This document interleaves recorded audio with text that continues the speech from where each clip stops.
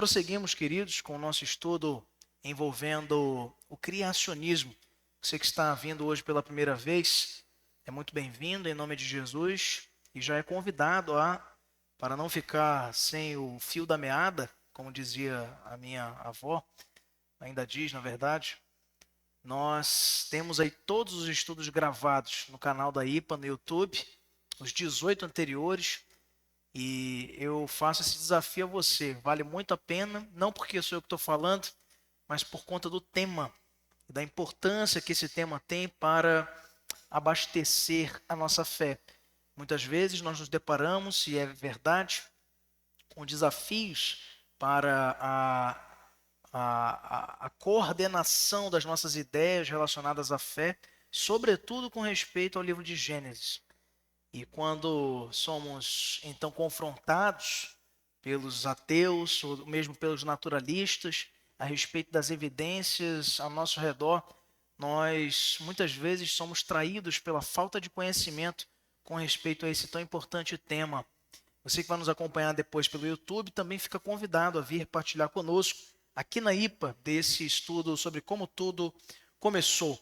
Eu queria chamar a sua atenção para o texto do livro de Salmos, no capítulo de número 8, nós vamos ler todo este capítulo, Salmo, capítulo de número 8. Nós vamos ler os versos de 1 a 9. Acompanhe comigo na sua Bíblia. Sentados como estamos, acompanhe comigo.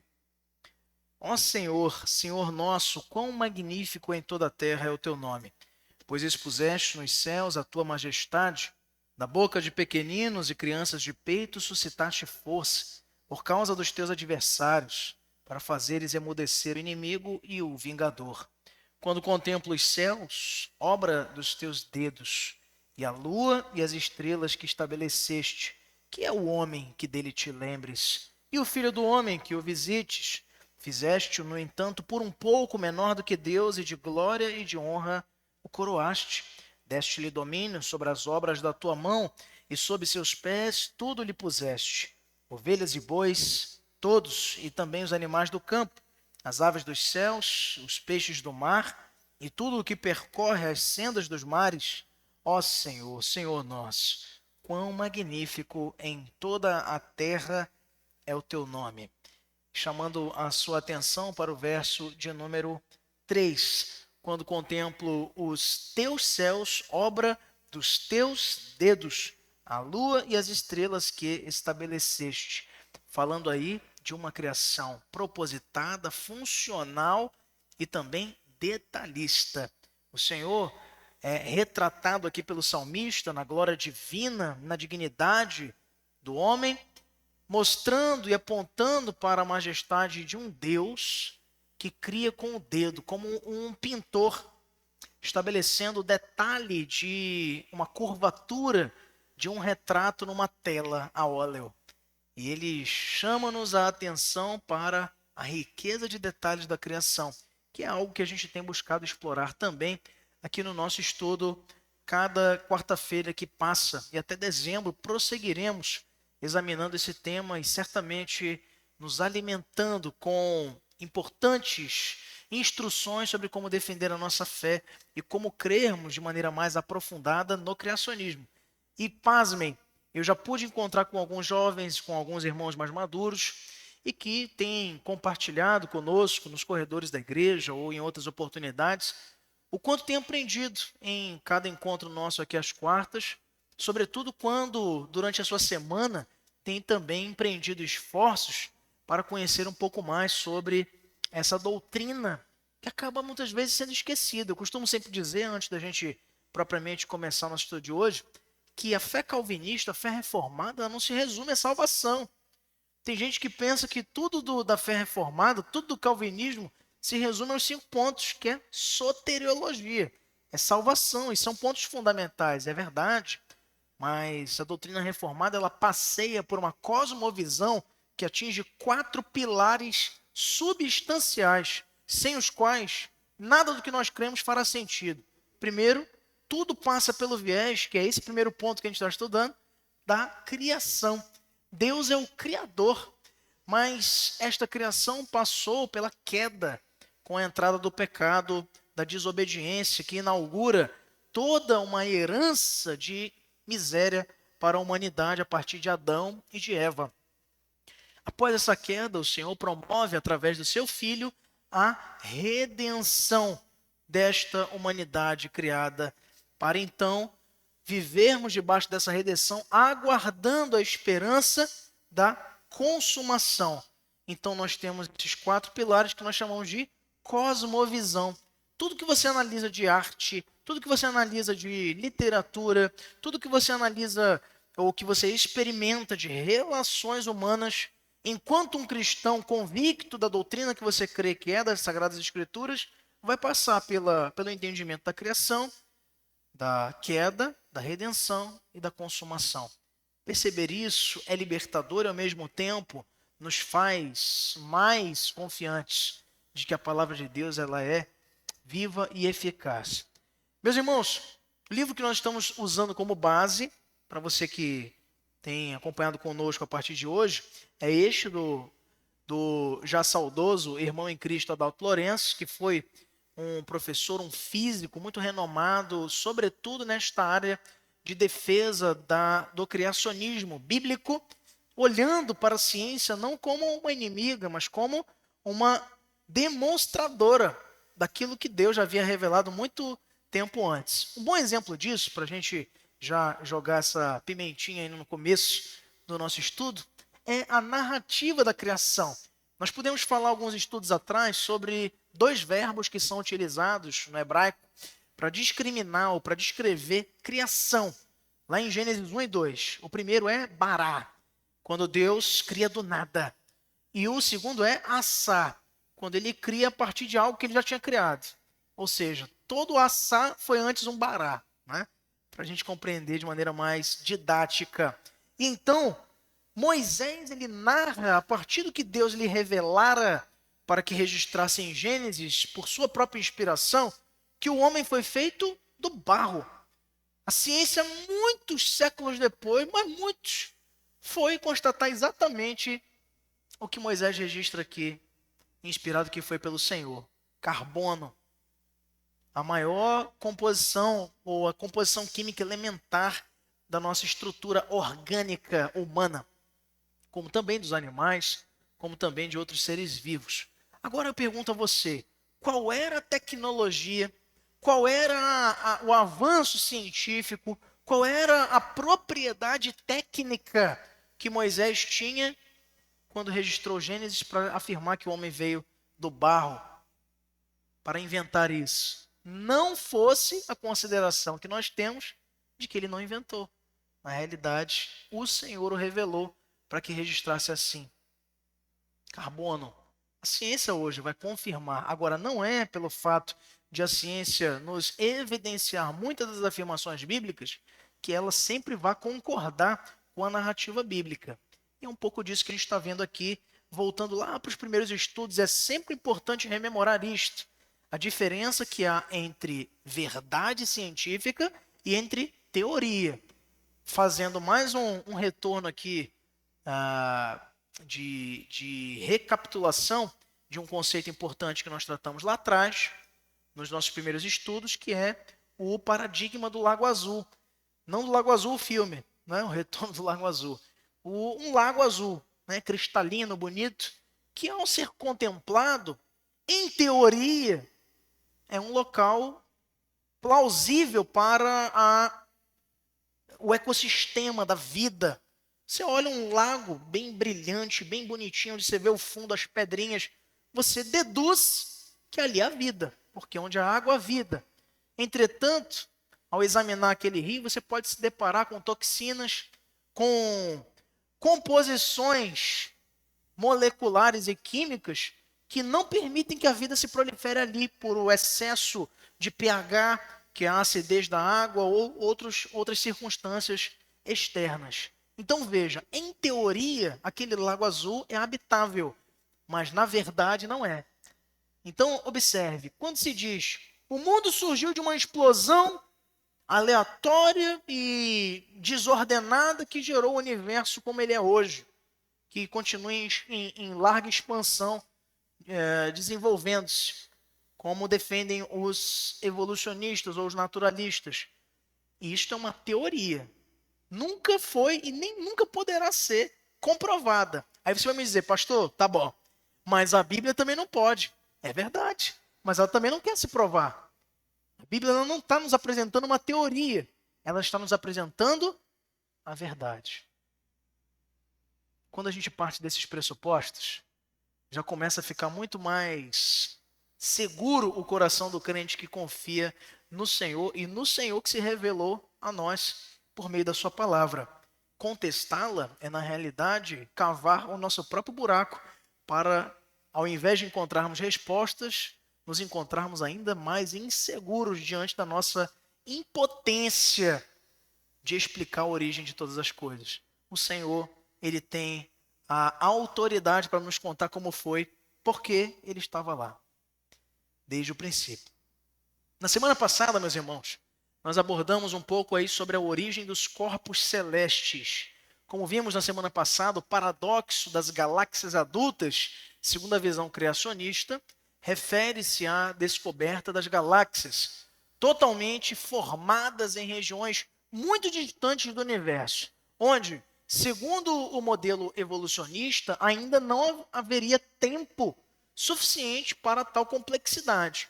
Para o criacionismo bíblico, isso desafia a ideia de um universo em evolução lenta e aponta a noção de uma criação repentina e madura, como a Bíblia nos narra. Quando, e a gente falou isso na semana passada, os telescópios, as sondas espaciais que foram lançadas principalmente na segunda metade do último século e mais frequentemente têm sido utilizadas com o avanço da tecnologia e das lentes para registros da luz e de galáxias, você tem cada vez mais se deparado com galáxias adultas, maduras, formadas, complexas, funcionantes, quando isso desdiz categoricamente a ideia da distância e da formação lenta e gradativa que o evolucionismo propõe para as estruturas dos corpos celestes, o que é contraditório à própria Bíblia. A Bíblia afirma, queridos, que Deus criou os corpos celestes no quarto dia, como está lá em Gênesis 1, de 14 a 19, já com propósito e funcionalidade para marcar tempos e iluminar a terra. Assim, as estrelas e as galáxias teriam sido criadas prontas como a luz já visível na Terra, independentemente da distância, como fazem-nos pensar os cientistas modernos, na realidade não explicando esta questão desenvolvida na Bíblia. A visão bíblica, meus irmãos, ela demonstra que Deus criou o universo completo e funcional desde o início, sem depender de longos processos naturais. Para nós criacionistas, as galáxias adultas não são um mistério, mas uma evidência da criação planejada e imediata descrita nas Escrituras. E hoje, para encerrar esse assunto sobre corpos celestes, astros, planetas, estrelas, luas, meteoros, como falamos na semana passada, nós vamos abordar 2 pontos apenas e de maneira breve para nos alçarmos para outros temas nas próximas semanas. E primeiro, falando um pouco sobre o que a gente falou semana passada, nós precisamos refletir sobre um tema importante que é as estrelas que Adão viu. Pois veja, que tipo de estrelas Adão viu, se nós estamos considerando alguns elementos, alguns fatos bíblicos na narrativa que, teoricamente, pela ciência moderna, não se sustentariam. Primeira coisa, veja, a ciência moderna vai afirmar que a luz gerada pelos corpos celestes demora uma infinitude de tempos, bilhões de anos-luz por conta da distância medida, para que seja visível aos nossos olhos. Portanto, se Adão foi criado no 6º dia da criação, como narra o livro de Gênesis, e esses dias são dias literais, como nós já vimos aqui em estudos anteriores, que tipo de estrelas que Adão viu então no céu? Ou não tinha estrela nenhuma? porque ainda demoraria, segundo a narrativa evolucionista, 1 bilhão de anos para aparecer uma luz de estrela para ele contemplar. E aí? Será que Adão viu algum tipo de estrela ou não viu estrela nenhuma? Sendo que existe uma distância entre as estrelas, e isso é inegável, existe uma distância entre as galáxias, e isso é inegável, e também entre as estrelas, as galáxias e o planeta Terra, deve existir um tempo necessário para que a luz percorra essa distância, ok? Então fica a pergunta, quais foram as estrelas que Adão viu? Nós podemos usar um exemplo muito perto de nós para ilustrar essa questão, que é o Sol. O Sol é a nossa estrela maior do nosso sistema, chamado por isso Sistema Solar, e ela é a mais próxima da Terra a nível galáctico. Existem outras estrelas semelhantes ao Sol dentro da nossa própria galáxia, tá bom? A distância entre a Terra e o Sol, medida pela ciência moderna, é de 150 milhões de quilômetros. A luz proveniente do Sol demora, segundo medidas, 8,5 minutos para percorrer essa distância, esses 150 milhões de quilômetros. E a estrela mais próxima da Terra, além do Sol, ela é chamada Próxima Centauri. Você pode pesquisar isso na sua internet oportunamente. E ela é localizada, pasme, qual é a distância do Sol para a Terra que eu acabei de falar? 150 milhões de quilômetros. A Próxima Centauri, que é a estrela mais aproximada da Terra depois do Sol, ela está a 4,34 anos-luz da Terra. Isso significa que a luz dessa estrela, a Próxima Centauri, leva cerca de 4 anos e 3 meses para chegar até nós, para que seja visível a luz da Próxima Centauri. Com esse conhecimento, muitas pessoas concluem que Adão não poderia ter visto nenhuma estrela antes dos primeiros 4 anos, considerando a Próxima Centauri. Muitos têm usado esse argumento para provar, entre aspas, que os dias de Gênesis não poderiam ser literais, ou que a Terra não poderia ter apenas alguns milhares de anos de existência. A pergunta que necessita ser respondida seria a seguinte: Deus criou somente as estrelas, ou ele criou as estrelas com a sua luz chegando em todos os lugares? A proposta apresentada pelos cientistas criacionistas responde: Deus criou simultaneamente as estrelas e a luz de cada uma delas, chegando até as extremidades do universo. Se Deus tivesse criado todas as estrelas com a luz de cada uma delas chegando até nós, a noite não poderia ser escura, pois com tantas estrelas, a luz que chegaria aqui faria a noite ser clara como o próprio dia. Mas, embora esse argumento pareça refutar a constatação, a proposta de uma criação por parte do Senhor Deus, que tivesse trazido tanto as estrelas quanto a luz delas simultaneamente, na verdade essa proposta não a refuta, por conta de um paradoxo que a própria ciência utiliza para explicar a escuridão da noite. Você poderia me perguntar, mas pastor, à noite nós temos muitas estrelas no céu e próximas da nossa galáxia, sim ou não? Sim. Você olha um céu num dia, não é, apropriado, sem muitas nuvens, você vai enxergar bilhões de estrelas.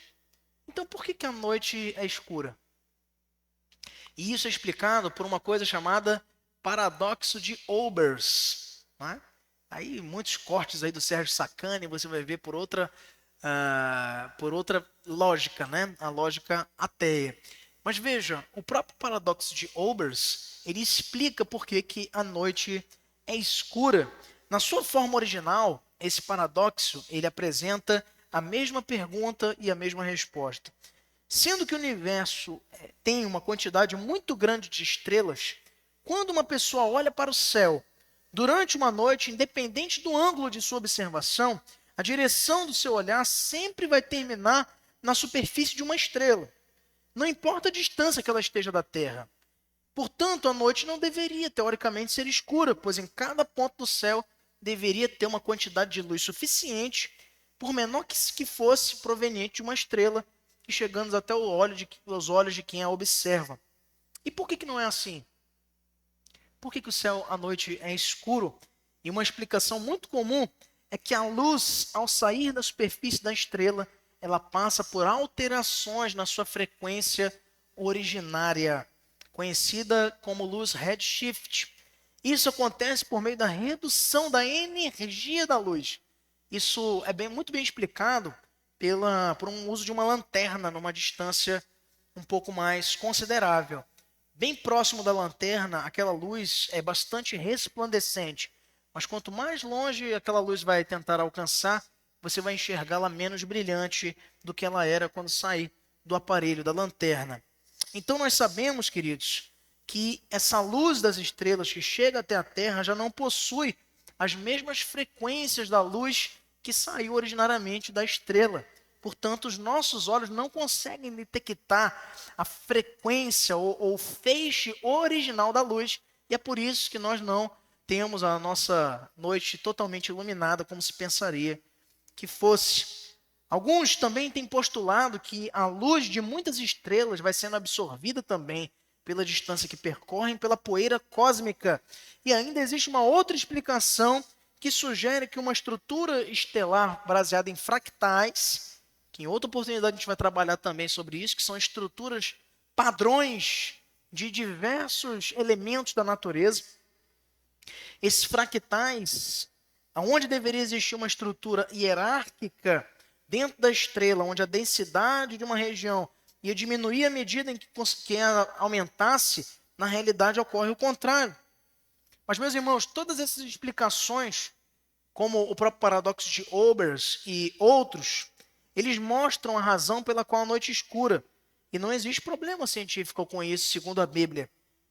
Porque mesmo que Deus criasse as estrelas com a luz de cada uma delas chegando em todos os pontos do universo, inclusive na Terra, a noite aqui continuaria sendo escura. Porque ela é apresentada da seguinte forma: Deus não engana as pessoas. O que eu quero dizer com isso? Ele não ia criar um universo com luz chegando até a sua extremidade, para nos dar a ilusão de um universo imenso, muito antigo e em expansão. A maneira como Deus criou as estrelas e a luz de cada uma delas, já chegando em todos os pontos do universo, não foi para iludir um observador, porque os corpos celestes, como nós já vimos na semana passada, foram criados com propósitos específicos. Ele diz lá em Gênesis, no capítulo de número 1, versos 14 até 19, que os luminares, os astros, as estrelas, os corpos celestes foram criados para servirem de referência ao homem, para separar e marcarem os dias e as estações. Assim foi o objetivo que Deus teve ao criar os corpos celestes. Portanto, criar os corpos celestes com a luz deles chegando até aqui foi a maneira propícia para que os seres humanos criados por Deus pudessem usufruir o mais rápido possível desse aspecto da criação. Então nós podemos concluir sobre isto que não há dificuldade nenhuma científica em aceitar que no sexto dia da criação, Adão teria visto as estrelas criadas por Deus no quarto dia, sendo dias literais. Quando uma pessoa desconhece a função de um objeto, ela dificilmente vai apreciar adequadamente o que ele significa ou dar a ele algum valor. E o mesmo ocorre com a criação. Então a distância da estrela é a mesma, entretanto a sua luz já foi detectável, porque o Senhor assim permitiu que fosse. Então Adão viu todas as estrelas que o Senhor Deus queria que ele visse, e foram muitas. Mas em segundo lugar, meus irmãos, e essa foto que é muito interessante, e eu registro a você, está aqui também no nosso livro, como um dos apêndices. Eu estava vendo aqui antes de começarmos o nosso estudo de hoje. É essa mesma foto aqui, mas numa outra compreensão, que são as estrelas da grande nuvem de Magalhães, localizada a 160 milhões de anos-luz, segundo sondas da NASA, Agência Espacial Norte-Americana. Mas esse aqui é um dos registros fotográficos, isso aí não é inteligência artificial, tá? Isso é uma foto, tá? Registrada pelo telescópio Hubble, identificando o ponto mais longe do universo com a totalidade das galáxias, pelo menos no que nós chamamos de universo visível. Então, observe comigo, dentro do conhecimento atual, na ciência, no que a ciência já pôde avançar, ainda que é limitado, diga-se de passagem, alguns fatos impressionantes chamam-nos a atenção. E os números a eles relacionados nos deixam totalmente boquiabertos ou surpresos.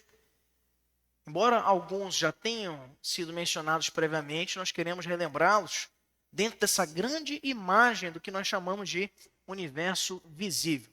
Primeiro, segundo estudos, esse universo visível, ele apresenta ou representa em tamanho a expressão de incríveis 93 bilhões de anos-luz. Um ano-luz equivale, segundo a ciência moderna, a 9,5 trilhões de quilômetros. Um ano-luz. Então, isso equivaleria, nessa medida utilizada pela astronomia moderna, de 93 bilhões de anos-luz, a 900 bilhões de trilhões de quilômetros. Esse seria o tamanho, a extensão do nosso universo visível. Mas, ainda em termos de massa, o universo é medido em 8 vezes 10 elevadas à 52ª potência de quilos. E o que é isso, pastor? Você vai me perguntar. Esse número, segundo a matemática, equivale, nas conversões de medidas, a 8 mil trilhões de trilhões de trilhões de trilhões de quilos. Será que é pesado, presbítero Santos? É um pouquinho pesado, né? Isso é a massa do universo visível. Há também em quantidades de estrelas o equivalente a entre 30 sextilhões a 1 septilhão de estrelas. Esse número é cerca de 3 vezes um número, acompanhe comigo. E olha só como é que a Bíblia vai nos ajudar a entender isso. 30 sextilhões a 1 septilhão, que é o equivalente a 3 vezes o número de todos os grãos de areia, de todas as praias, de todos os desertos da Terra. E número de galáxias? Quantas tem? 170 bilhões, isto só apenas no universo observável. Mas diante de tais números, meus irmãos, nós encontramos os seguintes textos das Escrituras Sagradas que não nos deixam margem para duvidar que o Senhor fosse poderoso o suficiente para criar o universo com toda esta imensidão e majestosa grandiosidade. Abra comigo em Isaías capítulo 40, nos versos 25 a 26, e também no livro de Salmos, que nós já até lemos, capítulo 8, versos 3 e 4. Isaías capítulo 40, versos 25 e 26, é dito: A quem, pois, me comparareis, para que eu lhe seja igual? Diz o santo. Levantai ao alto os olhos e vede quem criou estas coisas. Aquele que faz sair o seu exército de estrelas, todas bem contadas, as quais ele chama pelo nome, por ser ele grande em força e forte em poder, nenhuma só vem a faltar. E no Salmo 8, versos 3 e 4, ele diz: Quando contemplo os céus, obra dos teus dedos, a lua e as estrelas que estabeleceste, que é o homem para que dele te lembres, e o filho do homem que o visites. Então, queridos, o universo visível, ele apenas e tão somente demonstra a grandiosidade do Deus que o criou. Como vemos na Bíblia de maneira muito clara, no texto do profeta Isaías e também no livro dos Salmos, o Senhor, ele tem o controle de cada centímetro deste infinito universo. E o criou de forma pronta, funcional e instantânea pela palavra do seu poder, no espaço de 6 dias, como nos narra o livro de Gênesis. Conclusão, meus irmãos, para hoje ficarmos aí com esta compreensão sobre os corpos celestes.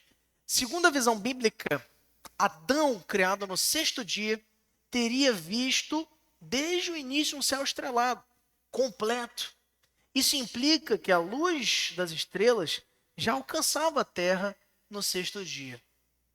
Mesmo vinda de astros situados a bilhões de anos-luz, Na perspectiva criacionista, isso não representa um problema, pois Deus teria criado o universo com aparência de maturidade e funcionalidade imediata. A Bíblia não relata um processo lento de formação cósmica, mas sim uma criação direta e completa. As estrelas foram feitas para serem vistas e servirem de sinais, como nos diz o livro de Gênesis. Então, ela já cumpria esse propósito desde o princípio, pois senão Deus haveria falhado na sua criação, isso não é possível. Assim, o universo visível a Adão já revelava a grandeza e o poder do Criador. Para os criacionistas, o fato de Adão ter contemplado as estrelas reforça a ideia de um universo jovem, porém criado com plena complexidade e ordem. O céu visível, desde o início, teria sido uma testemunha do poder divino e da intenção clara de comunicar beleza, propósito e direção à humanidade. Uma frase interessante que nos é dada por um dos conhecidos chamados pais da astronomia, Johannes Kepler, que viveu entre os anos de 1571 e 1630. Era ele astrônomo alemão, cristão luterano e um dos fundadores, né, assim por dizer, da astronomia. E ele disse: ao estudar o universo, estou apenas pensando os pensamentos de Deus depois dele. Porque de fato o Senhor foi o Criador de todas estas coisas, dos céus e da terra e de tudo o que nele se contém. O universo está nas mãos do nosso Deus. E louvado seja o seu nome por isso. Nós podemos, meus irmãos, nestas elucubrações, nesses estudos de cada quarta-feira, compreender um pouco mais de um fenômeno que, embora distante do nosso intelecto e inclusive do meu, ele se encontra factível a partir do testemunho inerrante, inspirado e suficiente na Escritura Sagrada.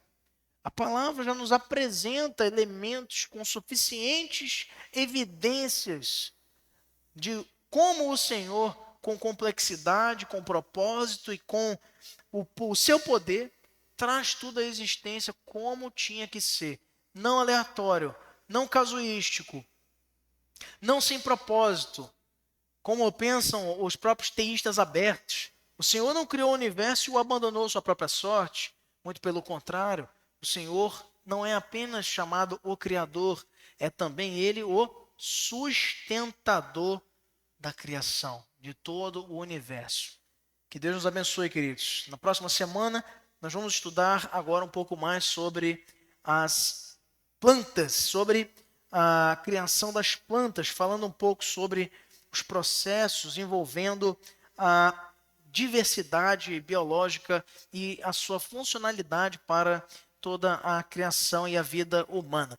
Vamos ficar de pé, queridos, para encerrarmos o nosso estudo de hoje com uma oração final que eu gostaria que fosse feita pelo nosso irmão em Cristo, Maxis Cordeiro.